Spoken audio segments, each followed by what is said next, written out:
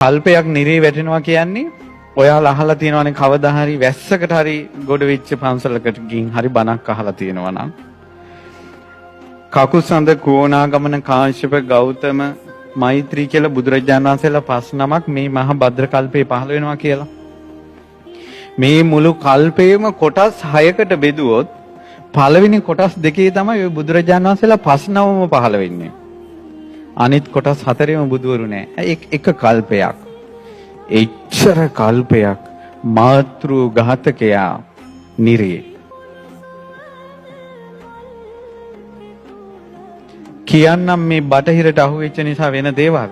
මම මතක හැටියට මං ඕස්ට්‍රේලියාවේ ධර්ම ප්‍රචාර ගිය වෙලාවේ දුවෙක්. එක අම්මා කෙනෙක් ආවා. අම්මා ඇවිල්ලා වැඳලා සතුටෙන් කතා කරලා කිව්වා ස්වාමීනි මං නම් දුවට කියලා තියෙන්නේ මට සැනසෙල්ලේ මැරෙන්න දෙන්න කියලා. මට අමාරු වුණොත් ඉන්ජෙක්ෂන් එකක් හරි ගහන්න කියලා මං දුවට කියලා තියෙන්නේ කිව්වා. එතකොට බටහිර තියෙන ඔබ දන්නවා ලෙඩාට අමාරු නම් ඒවා සමහර වෛද්‍යවරු යෝජනා කරනවා. ඔබ කැමති නම් සැනසෙල්ලේ නැති වෙන්න මෙයාට ඉන්ජෙක්ෂන් එකක් දෙන්න පුළුවන් කියලා. ඒතර ඔය අම්මා ලෙඩ වෙලා ලෙඩ ඇඳේ ඉඳින් අර දුවටත් මතක් වෙනවා අම්මා කියපු දේ. අම්මා කිව්වනේ මට සැනසෙල්ලේ මැරෙන්න දියන් කියලා. අර දුවගේ වචනේ මුල් වෙලා ඉන්ජෙක්ෂන් එකක් ගහපු ගමන් අම්මා මැරෙනවා. කරුණාවෙන් කළේ ආදරෙන් කළේ ආදරේද කරුණාවද කියන එක නෙමෙයි චේතනාම් බික්කවේ කම්මං වදාමි කිව්වේ චේතනාව කියන්නේ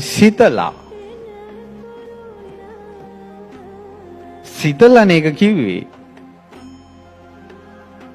ඒ දුව මාතෘ ඝාතකයි කල්පයක් නිරේ ඒ වාගේ පවක් දැන හෝ නොදැනගෙන කරගත්ත කෙනෙක් මේ මහා පෘථුවියේ පුරාම රහතන් වහන්සේලා වඩා හිඳවලා දනින් දන ගෑවෙන කල් රහතන් වහන්සේලා කියන්නේ දනියෙන් දනිය ගෑවෙන විදිහට රහතන් වහන්සේලා මුළු පෘථුවියේම ඉඳවලා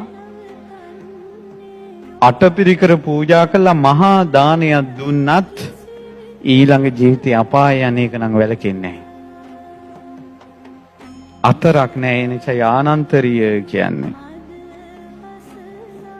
කොහොමද බටහිර පොලිමට කල්පයක් නිරේ යන්ට සත්වයෝ පෙළ ගැසී සිටින වග දරුවනේ නුඹලාට නොපෙනේද? මෙතන කවුරු හරි ඇති මන් දන්න පුතෙක් හිටියා ඒ පුතාට ගෙත් අම්මා අසනීප වුණා. දොස්තරලා කිව්වා මේ මෙහෙම කරමු කියලා. කොල්ලට එකපාරම බණපදේ මතක් වුණා. මතක් වෙච්ච ගමන්ම කොල්ලා කිව්වා බෑ. මගේ අම්මා මොහොතක් හරි ජීවත් වේවා මං අම්මා ගැන ඒ සම්බන්ධයෙන් ප්‍රකාශයක් කරන්නේ නැහැ කිව්වා. පහුවදා අම්මා නැති වුණා. අර කොල්ලා බේරුනේ අහපු නිසා.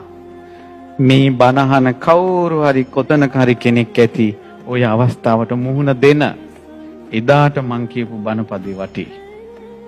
නුඹලා කල්පයක් බේරෙයි. තව තියෙනවානේ බට ගැසීම කියනවා මෙයා කොහොමත් මැරෙනවා අපරාධ මැෂින් වලට දාලා මෙයාලා තියෙන්නේ. ඔයාලා පොඩ්ඩක් මේකට කැමැත්ත ප්‍රකාශ කරන්න අපි බට අයින් කරන්නම් කියලා. එතකොට මැරෙන එක කොහොමදත් මැරෙනවා. ඒ වෙලාවේ මැරෙන්නේ බට අයින් කිරීම නැමැති හේතුව මුල් කරගෙන. මොකද මේ බට ගහලා තිබ්බනම් මොහොතක් හරි ඔහුගේ ජීවිතේ තියෙනවා. ඇයි ඒ ජීවිතේ වටින්නේ? ඔහු මැරිලා ඊළඟට යන්නේ නිරයට නම් මේ මනුස්ස ලෝකේ බට ගොඩේ හරි එක මොහොතක් ජීවත් වීම වටින්නේ නැද්ද?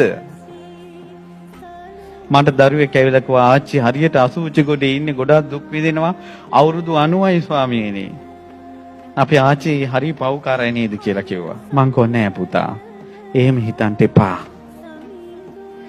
උන්දෑ කර්මානුරූපව මැරිලා ඊළඟට යන්නේ නිරයට නම් ඔය අසුචි ගොඩේ ඉන්න එක සැපයි. ඒ නිසා අසරණයි පින්වත්නි මේ ලෝක සත්වයා.